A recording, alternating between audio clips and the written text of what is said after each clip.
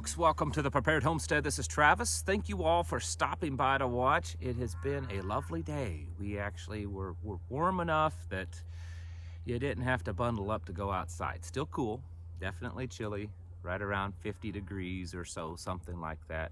But definitely better than the frigid cold that we've had for the last week or two. Nice little, pick you up. You enjoy being outside a little bit more. A lot of things in the news to cover. Pulled out a few that I thought might be of interest to you because I think, remember, if you folks have been watching me for a while, if you haven't, if you're new, go ahead and hit that subscribe button. That way you can stick with us. But if you've been watching for a while, it's not one or two little things that we're dealing with. It's a big old picture and it's all connected. And that's kind of what we're going for here today. This morning I was talking about the possibility, the very real likelihood that another pandemic or a rebirth of the one that we've gone through is in our near future. And today, World Health Organization and stuff is in the news. One of the things that they're talking about, which this isn't that big of a surprise, but I think it's going to mean our involvement is even more. That the World Health Organization is warning that their life-threatening winter is in store for millions of Ukrainians. The numbers that I'm seeing is 40 to 50% of the countries without power. I don't know where they're going to get their gas and other things to keep them warm, and they have some pretty rough winters there in Ukraine. And so on one side, it's definitely we should keep those folks in your prayers, because I actually know several Ukrainians, and the average Ukrainian's a pretty good person, especially out there in the farmland and stuff. And I'm sure they just want this to be done and over, and they don't really, in a lot of ways, probably want a big part of it. I mean, sure, I'm sure there's allegiance to defending your homeland, but I would guess, and I'm reaching maybe, but I would guess that the average Ukrainian probably figures the same way you and I do, that this is all a bunch of elites just fighting over stuff that has nothing to do with them. But it does look like that they've got a pretty rough winter in store. And on the American side of that, it probably means that we're going to be sending a lot of stuff over there, a lot of money, and just that much more involvement. So be prepared for that. World Health Organization also said today that they are identifying potential pandemic pathogens. Certainly not. Are they identifying the best ones to use? I mean, what are they identifying? But apparently that's what they've announced that they're working on. They're out there trying to figure out which is the next big one that's going to happen. And I'm sure we'll all just enjoy that when it happens. Because as I said this morning, they have built quite the infrastructure around the world, and with other governments, the World Economic Forum, creating this perfect scenario for them to just do this complete power grab, power and money grab. And I can't believe that they would just let it go. So they're still ramping it up. It's just not getting talked about in the news because it's not exciting right now. People are tired of it. They're more into Taylor Swift and Twitter and Elon Musk and Donald Trump and all that kind of stuff that's absolutely meaningless. I saw someone today post something when I was doing a little research, and he said, basically the world is burning.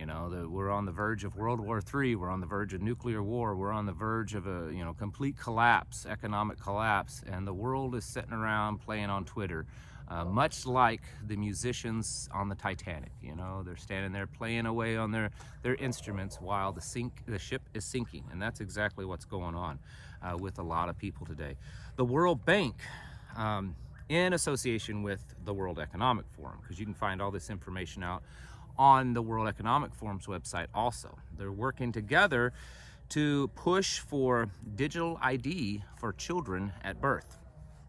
Here's a little flyer thing that they've created: a unique digital identity from birth and for a lifetime. Yes, civil registration as a foundation for digital identification systems. Creation of a digital ID is critical that national ID numbers are issued from at time of birth registration, A newborn's unique ID comes under the unique digital identity, which could be later supplemented with their own biometrics to facilitate authentication, and it lists countries that are doing this, and the issuance of a card. Before a child becomes of age to add biometrics to their record and to have national ID card, their parents' digital IDs could be used for authentication. So this is something that they're pushing. This digital ID, digital currency, passports all on your phone. Eventually it'll be in your hand and forehead, most likely. But it is definitely moving down that path, folks. This is, don't get so distracted on other things. Yes, some of those other things are important. They really are. But let's not get distracted on all of them, because this system, this what many refer to as the beast system, is continually building. One of those things that kind of gets us distracted from it, but it's very important. So we don't want to allow one to distract us from the other. We need to, be able to focus on multiple things at once, and this is one of them.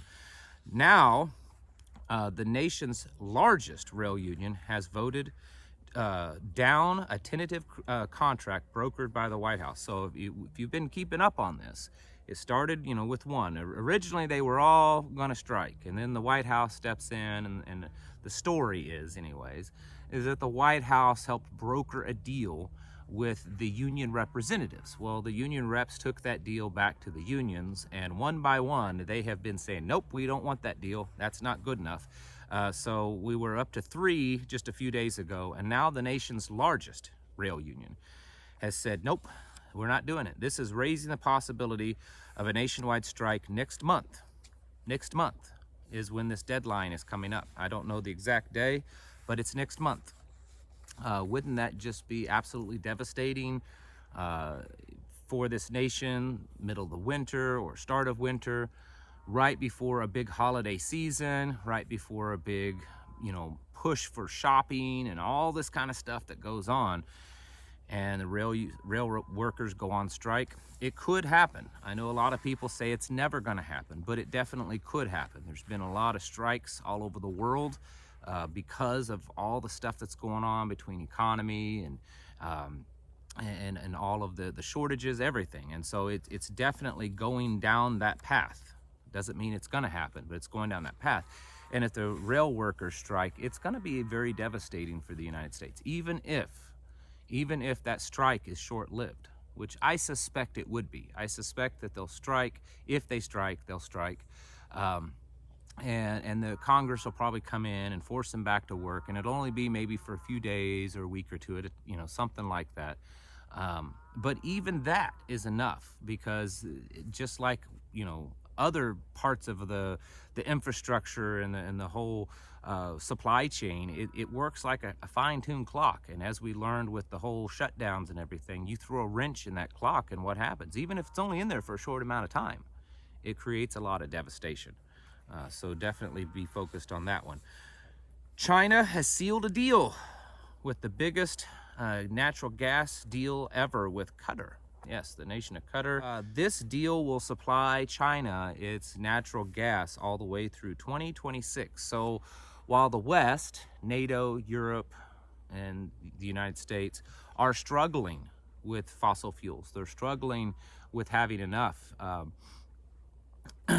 Europe, they don't know if they're going to have enough to last all winter long, and all the reports are saying, as bad as this winter may be, next winter is going to be substantially worse. The United States, we've got diesel shortages, rising prices of fuel. It's getting bad. And yet you look at China and Russia and their allies, and it's kind of the exact opposite, because they're kind of controlling it all right now. And that is going to, it's definitely playing into everything, folks. We end up in a big war, and we're not able to keep up our supply lines. This is going to be devastating. Or if there's a major global economic collapse, and we're not able to, have good supply chains for energies that we need, it's going to hurt us. Speaking of things that's going to hurt people, the Bank of England says that they need a digital pound. That's right. Bank of England says that because, guess what? This is interesting. I want you to read this. Basically, because of this collapse of crypto firm FTX, because all that happened, that this is a sign that they need a digital currency. Isn't that interesting? Because I'm sure that myself and many others on YouTube have said the same thing, that it's interesting, the coincidence of this FTX collapse and other cryptos having struggling right now, and then it's right at the time that the Fed and other central banks are really starting to push their digital currency. Oh, well, see people, this crypto stuff's bad. We got to switch away from that. We know that the paper money is fiat and it's bad too. So we got a solution. We got this digital, central bank digital currency. Oh, it's way better than all the other. And the vast majority of the people are gonna just eat it up. The last thing on my list here, I say these words all the time, you know, we've heard from the White House, from the people that claim to be the elected officials, that we are in the strongest economy ever. Remember those words? It's the strongest economy. No, it's good. It's strong. We're bouncing back stronger than ever. It's strong. We hear that all the time. Except the numbers don't quite say the same thing. Here's a chart here. This is from the Fed. And the part of the chart that's shooting straight up, you see that one? Well, that's the amount of debt, personal consumer debt in the United States. It is skyrocketing to just absolute never seen before levels. This is credit cards, revolving credits, commercial, bank loans. This is personal debt, consumer debt is absolutely skyrocketing. Now look at that other one, the other one that's going, right down in the corner. That's the personal savings of Americans. That's personal savings. So our economy is so strong that everyone is draining their savings account to nothing. Remember when they used the word, oh, it's just excess savings. Excess savings? What in the world is an excess savings? Meaning that you shouldn't have it because it's too much, but everyone is draining their savings down to nothing and putting themselves into ridiculous amounts of debt. I mean, that's where we are as a nation. And it's kind of funny because, although not so funny, that's exactly where we are as a government. Our government is doing the same thing, continually putting us into ridiculous amounts of debt, already over $30 trillion more debt than we could ever repay. And we're just spending more, sending it all over the world, while we are draining Americans, draining what the only real, true asset this country has, which is its citizens, the people. It's being drained. It's being drained of money. It's being drained of livelihood. It's being drained of just the very life. How many people have gotten super sick, and their bodies, the makeup, the genetics, it's all different now. So that's where we're at. And there's still so many people that just want to sit around and say, oh, everything is fine. Yes, the house is burning down around me, but everything is fine, folks. Don't get scared. Don't get worried. Don't even pay attention to it. Everything's fine. Well, it's not. And that's why we have to continue to prepare. That's why we have to, do everything we can to build our own alternative systems around us, okay? When I'm talking about community, that's what that means. Community isn't just a bunch of people sitting around a fire singing Kumbaya. Community is an alternative system to this big conglomerate that we've been living in for so long. We need to be building our own alternative economies, our own alternative medical systems and education systems and everything. Personal defense systems. We need to be doing that all on our own because we can. We have the power to do that. We don't have to go to the government begging that they will take care of us, begging that they will make sure that we have medical, begging that we have, some way to barter and trade and to transfer goods and services between each other. We don't need them for that. And that's really when I say creating community, it is. It's creating a group of people that can depend on each other, help each other, and create these systems outside of the bigger one. Folks, it's time to get your houses in order, to prepare yourselves mentally, physically, and spiritually. Thank you for watching, and I'll catch you in the next video.